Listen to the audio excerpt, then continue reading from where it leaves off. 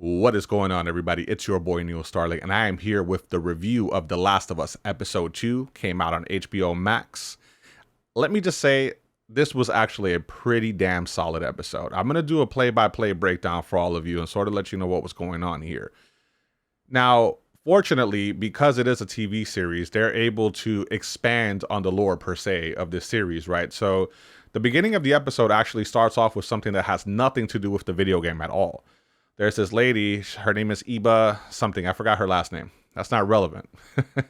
The point is, she is just having lunch in this country. Out of nowhere, these military soldiers come to pick her up. She's obviously distraught and nervous and thinking to herself, damn, did I do something wrong? So she asks a soldier, did I commit a crime? He goes, no, of course not. So she's wondering, why did they take her? And apparently, she's this like world-renowned expert in the cordyceps, which is basically the infection, the fungus that's spreading all over the world that infected everybody. She was like an expert. So this is prior to the pandemic happening. All right, just so that you're all aware of that.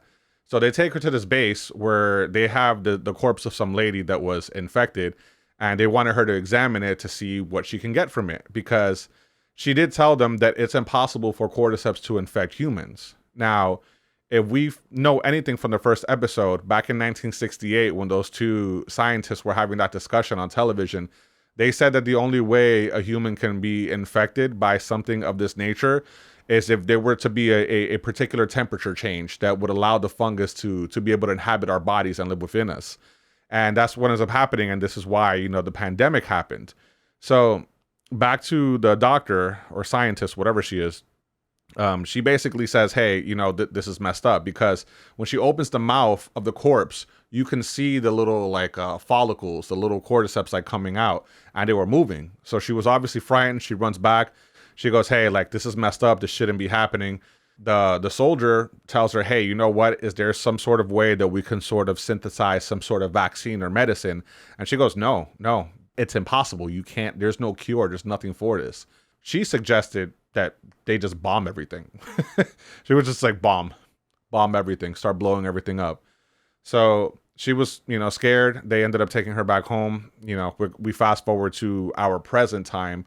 Now we have Joel, Ellie, and Tess. They're obviously continuing on their journey to meet up with the other Fireflies so that they could drop off Ellie. Because if we know anything from the previous episode, Ellie had been bitten 3 weeks prior, and she has not gotten sick. She has not gotten infected. What does that mean? That she is immune. So the goal is to take her, because the Fireflies have a base where they have doctors, nurses. It's a big lab, basically, where they have all the material necessary to synthesize some sort of cure, because, again, Ellie's blood holds the key. At least that's what we think for now. Now, if you've played the video games, don't spoil it for anyone, but it's a little more complicated than that. I'm really starting to enjoy Bella Ramsey's interpretation of Ellie. I think she kind of grew on me a little more now that we had the opportunity to sort of have an episode with her in it. Instead of the first one where she wasn't in it for very long, you get to see more of her personality just sort of come out. And, she's a little rash. She's a little tough. She's a little badass. But at the same time, she's also a 14-year-old girl. She's still a kid. Born in the pandemic, born in, post-apocalyptic world that she's in right now. She's still just a kid, and some of that actually comes out throughout the episode, which I really enjoyed because it humanized her a little more. It showed that she's not just, this little witty, one-lining, badass chick, which I hate when shows do that, by the way. I want to see, real people, show me some human characters. So what ends up happening here is that as they're taking her along the journey, they run into this building that's sort of flooded, right? And this was a cool piece of attention to detail from the video game itself, because Ellie can't swim. And that was one important detail that I liked, and I appreciated the fact that they actually added in here. So Joel was yeah, stop being a pussy. It's not that serious. She was able to walk through it. She didn't have to go through the water itself in a swimming motion in order to get to the other side of the building. After that, they find themselves having to go through this museum. It was a museum. Yes, I'm correct. It was a museum. And we actually find a good amount of lore. We got a really good chunk of lore from the cordyceps, from the infected. So apparently the way it works, it's sort of like a hive mind, right?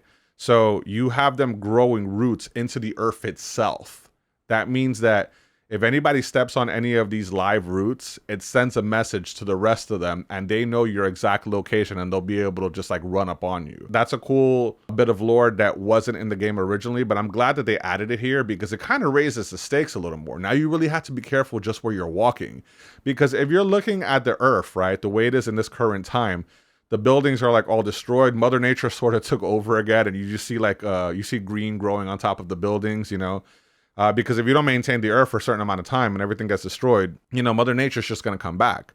So to mix those, you know, I guess trees growing, grass and everything, but along with the fungus, it's a little difficult to kind of notice on whether or not you're stepping on these things or not. So you really have to be careful. When they go inside of this museum, Joel purposely tests the roots. So he kind of touches it and then he notices that it's really dried out. So he steps on it.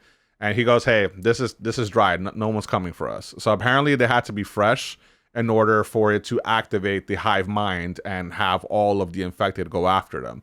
Now, as they're walking through that building, there were 2 clickers here. And man, I have to say, these clickers looked insane. I'm talking about they looked really, really good. The makeup, the prosthetics, everything that they did on them was perfect. For a television series, HBO, you guys did a phenomenal job. My hat's off to you on that. They were actually scary. They were intimidating, threatening, and it was not an easy fight. It might have only been 2 of them, but it was a hard fight. And we find out that they actually can't see anything. They can only hear, which is a good piece of attention to detail because that's exactly how they are in the game as well. After a long, hard fight, they finally kill both of them. Ellie gets bitten again. So Joel's visibly nervous now because in his mind, he was telling Tess, he goes, hey, what if she was okay the first time with 1 bite, but the second one might actually do her in, you know? So he's obviously nervous. And Tess is like, look, man, let's just get him to the destination.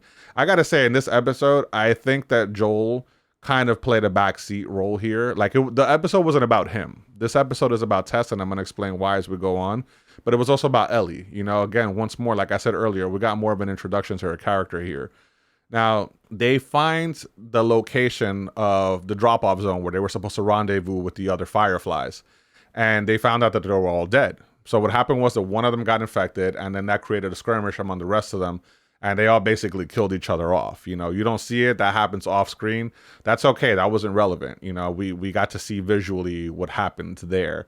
Now, Tess is visibly distraught. In her mind, she goes, damn, this is crazy. So she starts looking throughout the corpses to see if they have like a map or something towards the destination where they have to take her. And Joel's like, hey, like, you know what? It's over. Stop, you know? And she's like, no, I'm not going to stop. Like, we have to finish this. And Joel's like, why do you care so much? And then this is when we get the reveal that Tess is infected. Her luck has run out. She lifted up her shirt and saw that she had a visible bite wound on her neck that happened at the same time that Ellie was also bitten. Tess's wound was visibly growing towards where Ellie's wasn't. So now we know for a fact Ellie's fully immune to this thing. She cannot get infected. What happens after this is that one of them steps on one of the roots and it activates the rest of the infected that are in the area. And in this particular area, there was a whole bunch of them.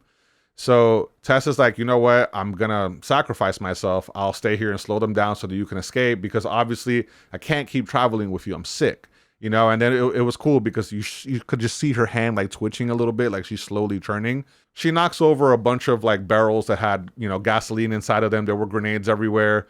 And she goes, yeah, I'm going to blow this building up. So you guys need to get out of here. Joel was reluctant, but he finally did listen to her. He grabs Ellie. They run off. Ellie was like, no, we can't just like leave her behind like this. She basically sacrifices herself. She lights a match, which wasn't lighting up at first. But when it does, she lights it. It blows up the whole damn museum. End the episode. They didn't really show much after that. A couple of things about this. I really thought the actress that played Tess did a phenomenal job in this episode. You know, this was her like going out moment, right? Like, you know, we were going to old yeller her here. So she had to have like a fine moment. And I really thought that this was her episode. Like the focus was primarily on her, in my opinion, at least. It was really well done. Like I said, I enjoyed it. I felt like it was very true to the game. Now, I will say before I end this review, there was a change. So in the original game, once you find out that she's infected, they were actually being hunted by other like ambushers. It wasn't the infected. But the director said that he felt that it would have been more dramatic this way, you know, instead of just like a group of people coming after them. Because in the game, she pretty much takes out like a whole bunch of them before they catch up with Joel and Ellie, and then Joel and Ellie have to basically defend themselves. But again, that's just gameplay, right? So here, you wanted to tell more of a dramatic story, which I think they did the right move by doing that, especially after already letting us know that they exist as a hive mind now, which I didn't know that before. But yeah, with that said, that's the end of the episode. Let me know what you guys think. Let me know if you enjoyed it. It was a lot shorter than the previous episode. As we well know, the last one was 90 minutes long. Towards this one was about like 55 minutes, give or take, which is still good. It's not a bad length for an episode. I think the only thing I disliked about this episode was that we didn't get more of it. And I look forward to the next Sunday where we will get another episode. But with that said, if you feel that you've gained any value from this review, please feel free to like, comment, share, subscribe. Do the damn thing to help a brother out. I will be doing another review for the next episode. I did live stream this on my channel, so you can catch it. It's in 3 parts. It's the last 3 videos that were uploaded on my live stream. So if you want to see a full playthrough of it with me talking about it, you guys feel free to check it out. It's right here on the channel. You can see it whenever you want. But with that said, you guys are all awesome, and don't ever, ever let anyone tell you different. Signing off.